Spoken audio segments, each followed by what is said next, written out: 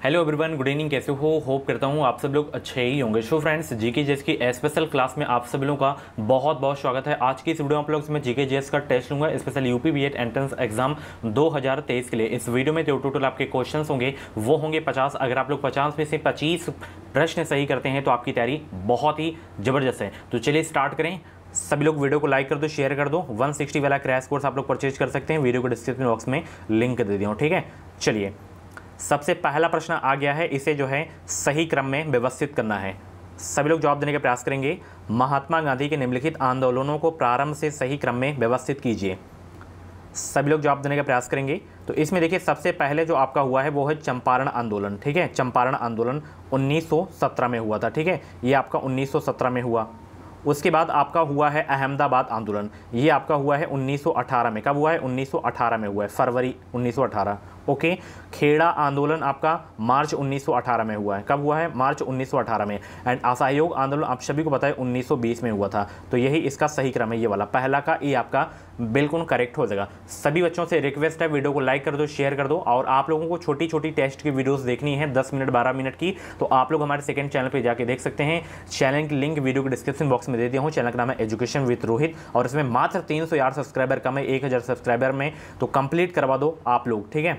जाके सब्सक्राइब करने के ना, एंड वहाँ पे टेस्ट की वीडियोस भी जाके देख सकते हैं। अगला प्रश्न है, प्राचीन भारत में संगम क्या था? बताइए, प्राचीन भारत में संगम क्या था? तो ध्यान रखना, प्राचीन भारत में संगम एक तमिल कवियों का संघ या मंडल था, ठीक है ना। दूसरा का ये आपका बिल्कुल करेक्ट हो जाएगा। चलिए, साबरमती आश्रम का वास्तविक नाम क्या था? सभी बच्चे आंसर करेंगे। साबरमती आश्रम का वास्तविक नाम क्या था? तीसरा का जवाब देने का प्रयास करेंगे। साबरमती आश्रम का वास्तविक नाम था क्या? तो साबरमती आश्रम का जो वास्तविक नाम था वो था सत्याग्रह आश्रम, ठीक है। तीसरा का बी आपका बिल्कुल करेक्ट हो जाएगा, ठीक है ना। चलिए, बहुत अच्छे। अगला प्रश्न है, 1906 से 1920 के मध्य मोहम्मद अली जिन्ना की भूमिका भारत के स्वतंत्रता संघर्ष में थी, एक अलगाववादी के रूप में, या चरमपंथी, या राष्ट्रवादी एवं धर्मनिरपेक्ष। चौथा का जो भी राइट आंसर हो कमेंट बॉक्स में सब लोग जवाब देने का प्रयास करेंगे। सभी को भाई गुड इवनिंग। वीडियो को लाइक कर दो सभी लोग, और सुबह वाली दोपहर वाली क्लास अगर आप लोग नहीं देखें तो जाके देख लेना। बताइए सब लोग। चौथा का डी आपका बिल्कुल करेक्ट हो जाएगा, राष्ट्रवादी एवं धर्मनिरपेक्ष। ओके, चलिए, बहुत अच्छे। दलित अधिकारों की सुरक्षा के लिए डॉक्टर बी आर अम्बेडकर ने 3 पत्रिकाएं निकाली थी, निम्न में से कौन उनमें से एक नहीं है? बताइए भाई, एक कौन सी नहीं है doctor B are Ambedkar ji की इसमें?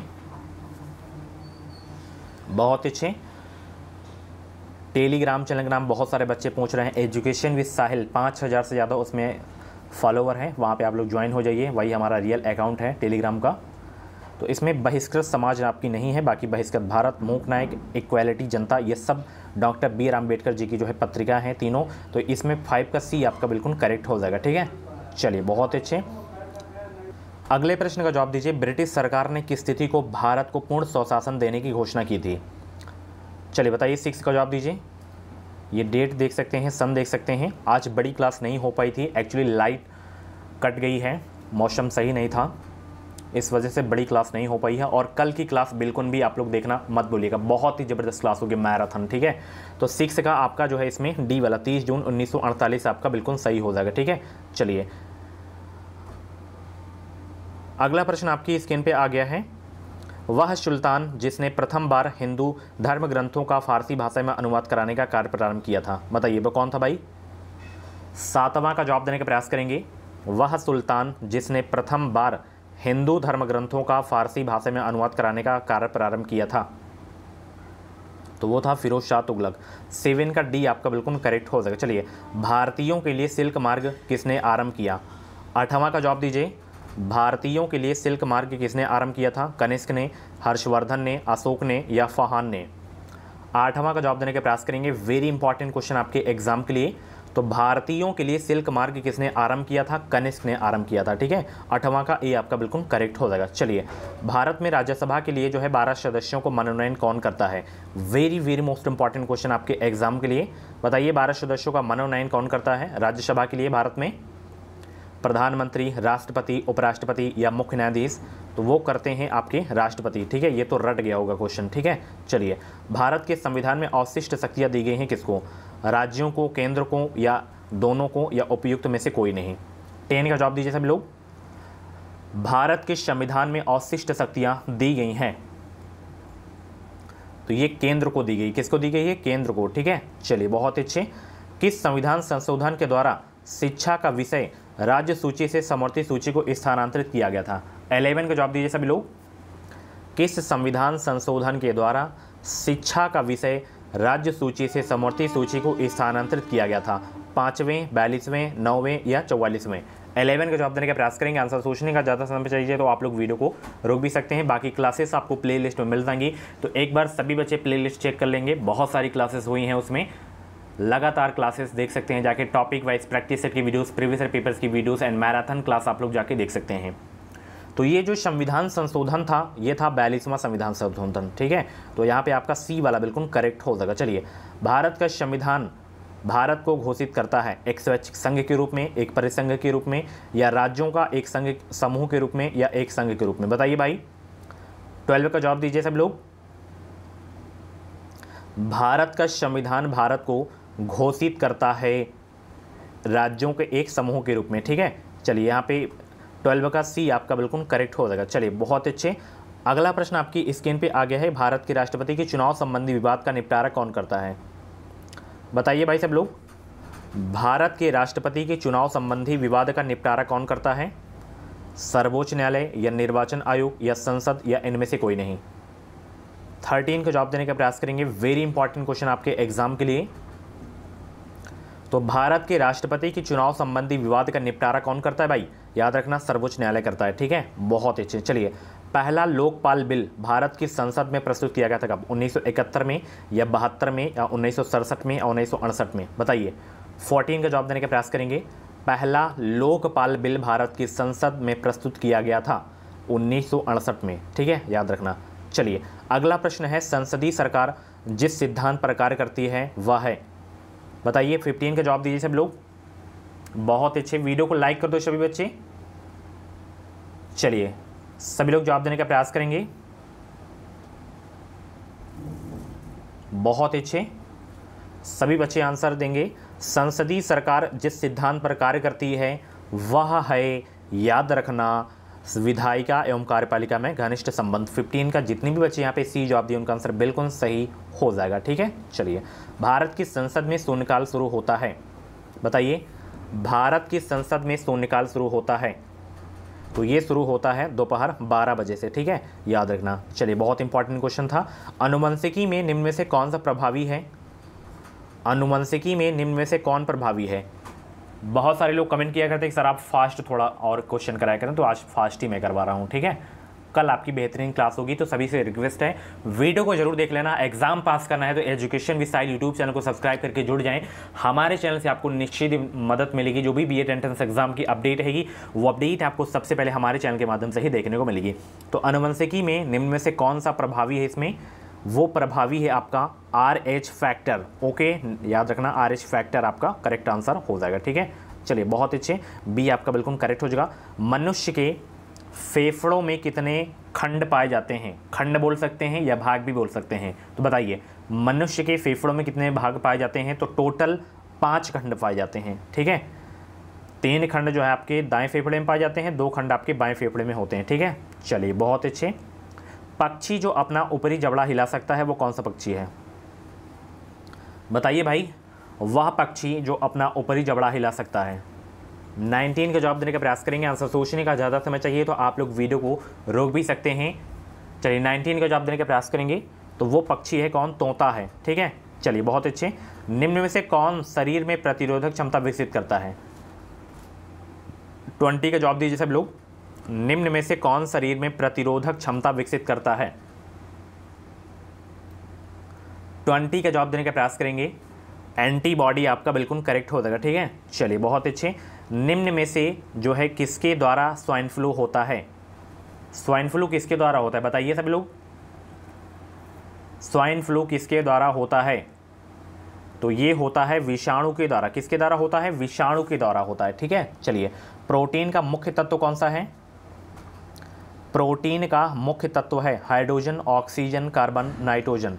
22 का राइट आंसर देने का प्रयास करेंगे। प्रोटीन का मुख्य तत्व है, तो प्रोटीन का मुख्य तत्व है नाइट्रोजन। क्या है? नाइट्रोजन है। Very good. चलिए, बहुत अच्छे।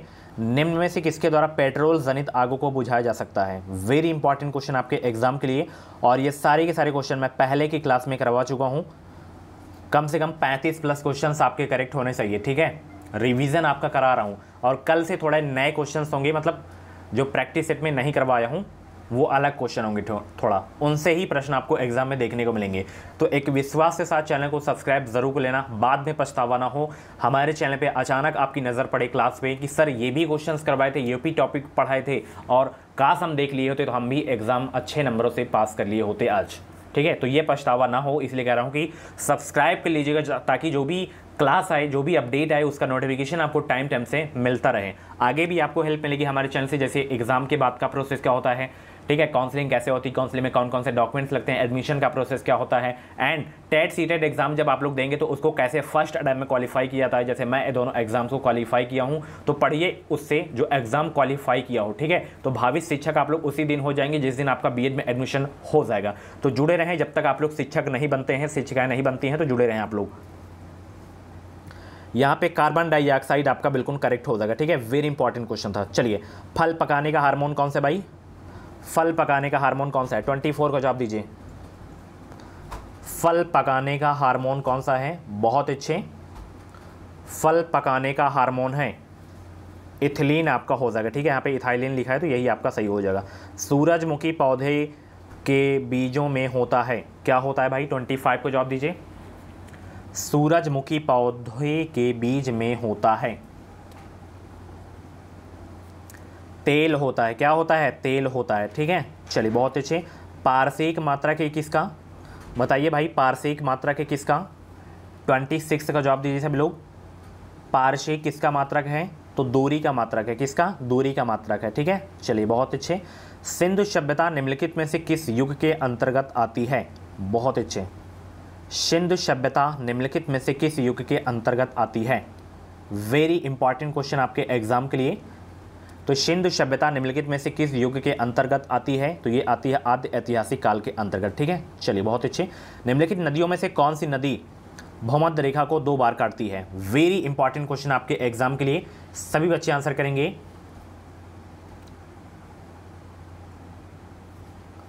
कौन सी नदी भूमध्य रेखा को 2 बार काटती है? Zaire, Nile, Amazon, Niger. Very important question आपके एग्जाम के लिए। 28 का जवाब दीजिए। तो वो नदी है जायरे नदी, और इसे कांगो नदी भी कहा जाता है, जायरे नदी को ध्यान रखना, ठीक है। चलिए, यहाँ पे ये आपका बिल्कुल करेक्ट हो जाएगा। म्यांमार की सीमा के सहारे भारत के राज्यों का उत्तर से दक्षिण का सही क्रम क्या है? तो सही क्रम यही वाला है, अरुणाचल प्रदेश, नागालैंड, मणिपुर, ठीक है। मतलब क्वेश्चन आते हैं, जैसे नेपाल हो गया आपका, उत्तर प्रदेश अपना टच करता है बाउंड्री को, ठीक है। जितने भी बांग्लादेश हो गया, अफ़गानिस्तान हो गया, चीन हो गया, तो जितने भी भारत के पड़ोसी मतलब राज्य हैं और जिन जिन देशों की सीमाओं से टच करते हैं, पता होना चाहिए, ठीक है, कि कौन सा, जैसे अफ़गानिस्तान हो गया तो अफ़गानिस्तान को कौन कौन से जो है राज्य टच करते हैं, ये आपको पता होना चाहिए। इनसे क्वेश्चन आते हैं, हर बार का नियम है, ठीक है। पिछली बार पूछा गया था। चलिए, निम्नलिखित देशों में से किसे 1000 झीलों का देश कहा जाता है? वेरी इंपॉर्टेंट क्वेश्चन आपके एग्जाम के लिए। 1000 झीलों का देश कहा जाता है फिनलैंड को, और ये अभी नाटो का 31वां सदस्य बन गया है, नोट कर लेना, ठीक है, फिनलैंड। निम्नलिखित देशों में से कौन पशुचारण के लिए विश्व प्रसिद्ध है? 31 का आंसर दीजिए। पशुचारण के लिए विश्व प्रसिद्ध है अर्जेंटीना, पशुचारण के लिए विश्व प्रसिद्ध है, ठीक है। निम्नलिखित देशों में से किसके साथ भारत की सबसे लंबी अंतर्राष्ट्रीय सीमा है? Very very most important question है। यहाँ पे स्क्रीन पे आप लोग देख रहे हैं, 2 बाउंड्री से क्वेश्चन मिल गए हैं, मतलब देश विदेश से। बताइए भाई, सीमा से प्रश्न आते हैं, हर बार का नियम है, तो नोट कर लेना। मैं आपको सेंड कर दूंगा PDF एक टेलीग्राम पे कि कौन कौन से देश को कौन कौन से भारतीय राज्य स्पर्श करते हैं, वो आप लोग याद कर लीजिएगा, ठीक है। अभी आपके पास समय है। तो सबसे जो लंबी अंतर्राष्ट्रीय सीमा है वो है बांग्लादेश के साथ, 32 का C आपका बिल्कुल करेक्ट हो जाएगा, ठीक है ना। चलिए, बहुत अच्छे। अगला प्रश्न आपकी स्क्रीन पे है, आ गया है, सभी लोग जवाब देंगे। 2011 की जनगणना के अनुसार निम्नलिखित राज्यों में किसकी साक्षरता दर सर्वाधिक थी? इस ऑप्शन में आपको बताना है केवल, ठीक है, एक्स्ट्रा नहीं राज्य सोचना है, इस ऑप्शन में बताना है केवल। मिजोरम आपका हो जाएगा, ठीक है। चलिए, वैसे पूछे टॉप पे कौन है तो कमेंट बॉक्स में जब बताइए सब लोग। केरल। भारत के निम्नलिखित तटों में से किस पर औसतन जो है समुद्र तल मापा जाता है? 34 का जवाब दीजिए सब लोग। बहुत अच्छे भाई, वेरी गुड। सभी बच्चे वीडियो को लाइक कर दो, शेयर कर दो और चैनल को सब्सक्राइब अभी तक आप लोग नहीं किए हो तो सब्सक्राइब जरूर कर लेना।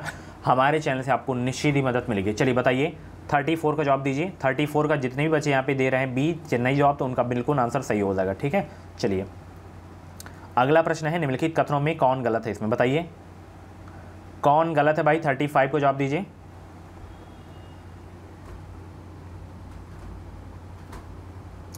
थर्टी 35 को जवाब देने का प्रयास करेंगे। ये सही है, ये सही है, ये सही है, ये आपका गलत है। गंगा नदी अमरकंटक से निकलती है, तो गंगा नदी अमरकंटक से नहीं निकलती है, गंगोत्री हिमनद से निकलती है। ठीक है, चलिए बहुत अच्छे। निम्नलिखित युग्मों यानी कि राज्य निर्माण की तिथि में कौन सम्मिलित है? बताइए कौन सम्मिलित है? बहुत अच्छे। तो हरियाणा 1 नवंबर 1966 को स्थापित हुआ, बिल्कुल सही है।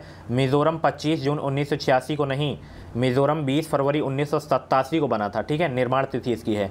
तेलंगाना आप सभी को पता है 2 जून 2014 हो जाएगा। ठीक है, एंड छत्तीसगढ़ आपका 20 नवंबर 2000। ठीक है, यहाँ पे 2000 होगा, तो इसमें केवल यही हरियाणा वाला सही था। छत्तीसगढ़ बहुत पूछा जाता है। ठीक है, तेलंगाना भी बहुत पूछा जाता है। 2 जून 2014 याद रखिएगा। चलिए निम्नलिखित राज्यों में कौन भारत में दालों का सर्वाधिक उत्पादक है? बताइए भाई, वेरी इंपॉर्टेंट क्वेश्चन आपके एग्जाम के लिए।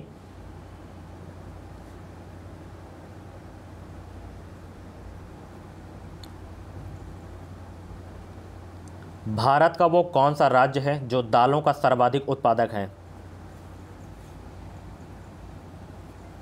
मध्य प्रदेश, उत्तर प्रदेश, महाराष्ट्र, राजस्थान। मध्य प्रदेश आपका बिल्कुल करेक्ट आंसर हो जाएगा। निम्नलिखित देशों में से किसके पास विश्व का सर्वाधिक बॉक्साइट का संचित भंडार है? ये 2021 वाले के एग्जाम में क्वेश्चन पूछा गया था, तो ये है ऑस्ट्रेलिया के पास। ठीक है, चलिए निम्नलिखित राज्यों में से किसका वन क्षेत्र भारत में सर्वाधिक है? Very very most important question आपके एग्जाम के लिए।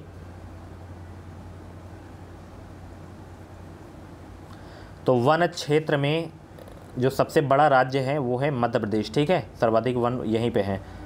चलिए एनपीपी की घोषणा कब हुई? निम्नलिखित में से किस वर्ष भारत में राष्ट्रीय जनसंख्या नीति की घोषणा की गई थी?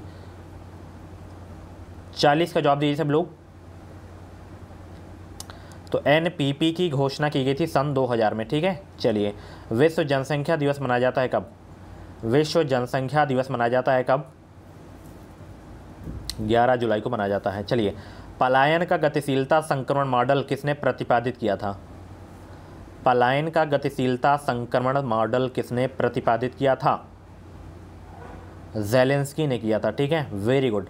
2011 की जनगणना के अनुसार भारत के निम्नलिखित राज्यों में किसमें सर्वाधिक लिंग अनुपात था?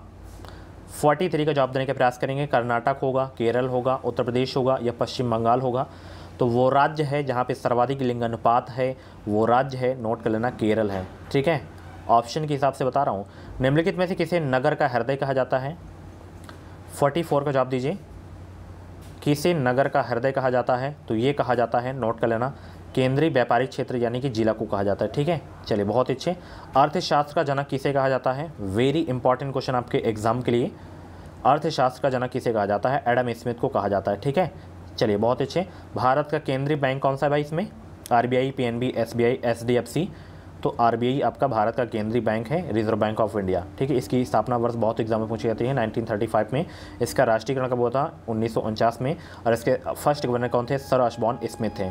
चलिए निम्नलिखित नहरों में से कौन राजस्थान में भूमि क्षरण के लिए उत्तरदायी है?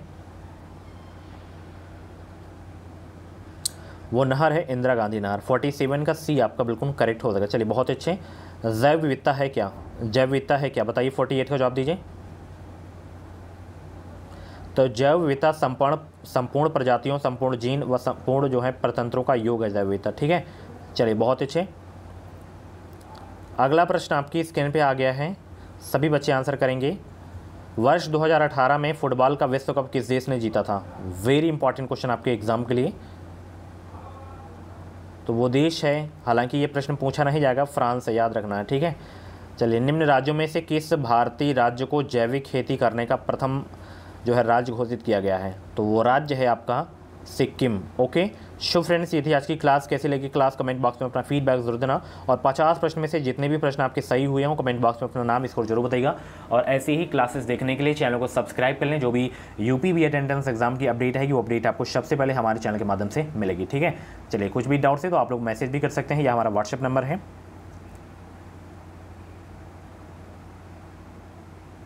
या तो इंस्टा पे आप लोगों में फॉलो कर सकते हैं। ठीक है, इंस्टाग्राम आईडी की लिंक वीडियो के डिस्क्रिप्शन बॉक्स में मिल जाएगी। तो चलिए अब कल मिलते हैं सुबह 9 बजे वाली क्लास में। Thank you so much, thanks for watching.